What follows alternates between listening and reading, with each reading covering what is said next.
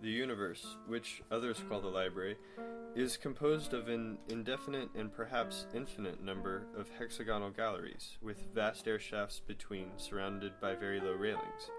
From any of the hexagons one can see interminably the upper and lower floors. The distribution of the galleries is invariable. 20 shelves, 5 long shelves per side, cover all the sides except 2. Their height, which is the distance from floor to ceiling, scarcely exceeds that of a normal bookcase. One of the free sides leads to a narrow hallway which opens up onto another gallery, identical to the first and to all the rest. To the left and right of the hallway there are 2 very small closets. In the first one may sleep standing up, in the other satisfy one's fecal necessities. Also through here passes a spiral stairway which sinks abysmally and soars upwards to remote distances. Like all men of the library, I have traveled in my youth. I have wandered in search of a book, perhaps the catalogue of catalogues. Now that my eyes can hardly decipher what I write, I am preparing to die just a few leagues from the hexagon in which I was born. Once I am dead, there will be no lack of pious hands to throw me over the railing. My grave will be the fathomless air. My body will sink endlessly and decay and dissolve in the wind generated by the fall, which is infinite. Let it suffice now for me to repeat the classic dictum. The library is a sphere, whose exact center is any one of its hexagons, and whose circumference is inaccessible. The library exists in eternity. This truth, whose immediate corollary is the future eternity of the world, cannot be placed in doubt by any reasonable mind. Man, the imperfect librarian, may be the product of chance or of malevolent demurgy.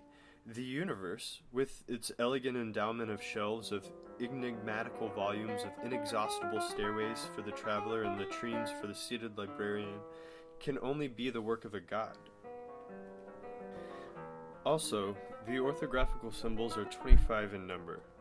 This finding made it possible 300 years ago to formulate a general theory of the library and solve satisfactorily the problem which no conjecture had deciphered: the formless and chaotic nature of almost all the books.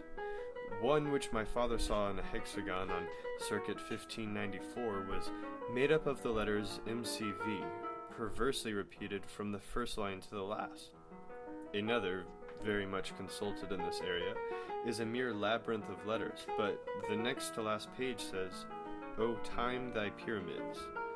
This much is already known. For every sensible line of straightforward statement, there are leagues of senseless cacophonies, verbal jumbles, and incoherences. I know of an uncouth region whose librarians repudiate the vain and superstitious customs of finding a meaning in books and equate it with that of finding meaning in dreams or in the chaotic lines of one's palm. They admit that the inventors of this writing imitated the 25 natural symbols, but maintain that this application is accidental and that the books signify nothing in themselves. This dictum, we shall see, is not entirely fallacious. Once a library of genius observed that all the books, no matter how diverse they might be, are made up of the same elements: the space, the period, the comma, the 22 letters of the alphabet. He also alleged a fact which travelers have confirmed. In the vast library there are no 2 identical books. From these 2 incontrovertible premises he deduced that the library is total and that its shelves register all the possible combinations of the 20-odd orthographical symbols, a number which, though extremely vast, is not infinite. In other words, all that is given to express in all languages, everything. The minutely detailed history of the future, the archangel's autobiographies, the faithful catalogue of the library, the thousands and thousands of false catalogues, the demonstration of the fallacy of those catalogues, the demonstration of the fallacy of the true catalogue, the Gnostic gospel of Basilides, the commentary of that gospel, the commentary on that gospel, the true story of your death, the translation of every book in all languages, and the interpolations of every book in all books. It does not seem unlikely to me that there is a total book on some shelf of the universe. I pray to unknown gods that a man, just one, even though if it were thousands of years ago, may have examined and read it. If honor and wisdom and happiness are not for me, let them be for others. Let heaven exist, though my place be in hell. Let me be outraged and annihilated, but for one instant in one being let your enormous library be justified. The impious maintain that nonsense is normal in the library, and that the reasonable and even humble and pure coherence is an almost miraculous exception. In truth, the library contains all verbal structures, all variations permitted by the 25 orthographical symbols, but not a single example of absolute nonsense. It is useless to observe that the best volume of the many hexagons under my administration is entitled The Combed Thunderclap, and another The Plaster Cramp, and another Axe Axe Axe Mlow. These phrases, at first glance incoherent, can no doubt be justified in a cryptographical or allegorical manner. Such a justification is verbal and, according to my hypothesis, already figures in the library. I cannot combine some characters DHCMRLCHTDJ, which the Divine Library has not foreseen, and in which one of its secret tongues does not contain a terrible meaning. No one can articulate a symbol which is not filled with the tenderness and fear which is not, in one of these languages, the powerful name of a god. To speak is to fall into tautology.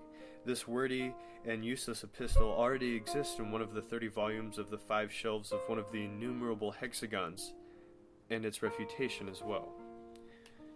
You who read me, are you sure of understanding my language?